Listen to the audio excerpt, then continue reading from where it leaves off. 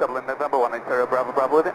November 180 Bravo Bravo, good afternoon to you. Report your altitude. 2,000 feet on 1014 Bravo Bravo. Bravo Bravo, understand you're looking for 60, so climb not above, initially not above 4,000 feet on the QNH 1014. 4,000 feet, Bravo Bravo. Correct, what's your requested routing? Let's go amend direct. 521 ready, cleared direct, let's go. Hi everybody, welcome to the second in the series of short vlogs. I'm at Rio De Janeiro International Airport, SBGL.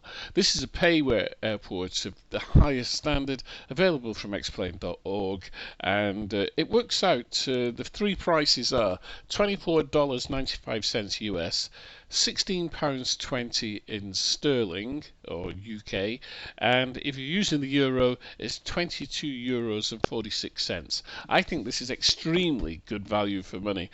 On the other platform, you'd be paying well in excess of £30 for something like this.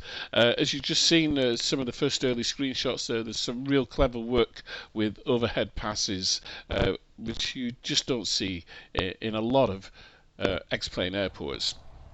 So I thought I'd take a quick flight around the airport. Let me just tell you some of the stuff that's in this, some of the specification.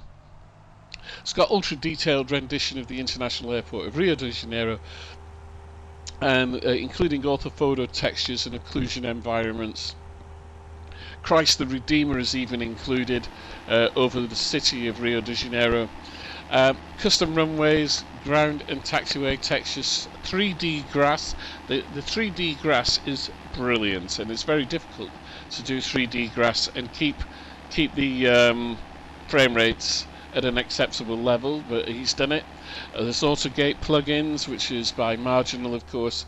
He's built custom jetways. There's animated traffic, vehicles, people and aircraft. There's ground traffic and aircraft traffic. There's modelled underpasses, as you saw in those first screenshots there, with the 747 going over. Customised approach lights, night textures and HDR lighting, which we've come to expect with everything in Xplane.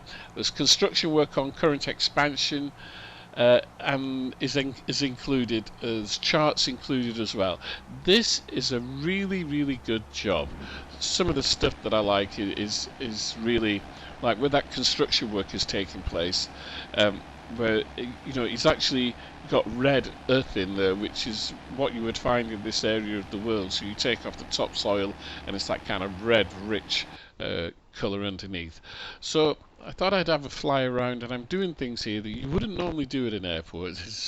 You get into serious trouble with the FAA for this kind of stuff, but I just love some of the work he's done. There's no uniformity of trees or anything. All the trees are different.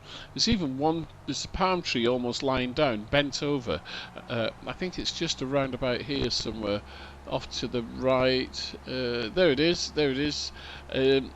So he's done some really unique, clever stuff in this scenery, and I must congratulate Richard. Mind that Airbus. I must congratulate Richard. We're looking at custom buildings here on the right hand side and custom jetways. So even though you've got the animated jetways by Marginal, he has built custom jetways for that to work in. Really neat. I love the tower.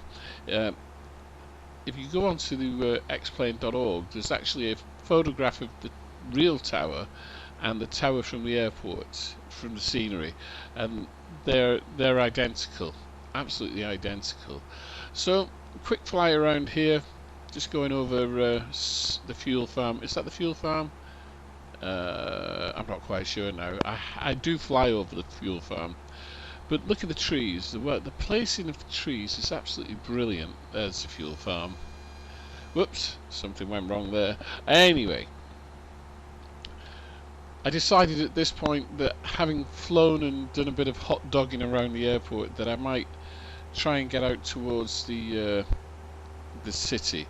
Now, unfortunately, the default city is used, and so the buildings are not quite right. Well, I just adjusted the time there so you can see a little bit of the night lighting. It's beautiful, really done beautiful. As I was saying, unfortunately, the city is default, and so the buildings for me don't look quite right. Now on the website you see some pictures of the city with real high-rise buildings, etc., and apparently that is a payware scenery that has been converted, which isn't available obviously because Richard, the creator of the airport, converted it for himself. So here we are, we're approaching Christ the Redeemer, and this is absolutely superb. The modelling on this is wonderful. He's done the whole hill and mountain. There's walkways, there's a cafe below the Christ, there's metal walkways, there's cars in the car park, and you know the Redeemer just looks incredible. I could be really picky here, but I'm whoops, the volume's gone up. Let me adjust that.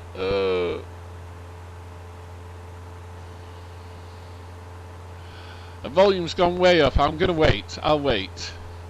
So here we go. We're just going back towards the airport. I'm just hot dogging around and messing about. Okay, I put some still pictures in here of Christ the Redeemer. It's just brilliant what he's done here, and the night lighting on this is absolutely superb. Here's a different shot of the Redeemer, and you can see the hill there.